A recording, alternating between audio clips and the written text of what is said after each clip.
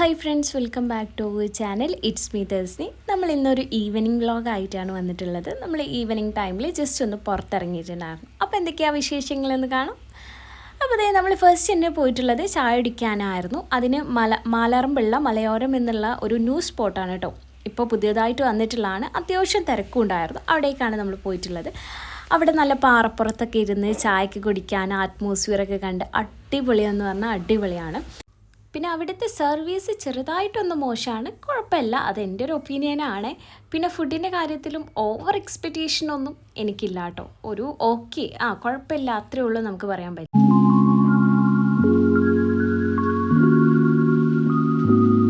എൻ്റെ ഫ്രണ്ട്സ് ഉണ്ട്, അവരൊക്കെ കൂടി നല്ല അടിപൊളി തന്നെയായിരുന്നു. കുട്ടികളൊക്കെ ആ പറപ്പുറത്ത് ഇങ്ങനെ കളിക്കുന്നത് കാണാം. പിന്നെ നമ്മൾ പോയിട്ടുള്ളത് തന്നെ ഈ സൂര്യൻ ഇങ്ങനെ അസ്തമിക്കുന്ന ആ ഒരു ടൈമിലാണ്. അതും ആ ഒരു സൂര്യൻ്റെ ആ ഒരു സൺസെറ്റൊക്കെ അടിപൊളിയാണ് കേട്ടോ.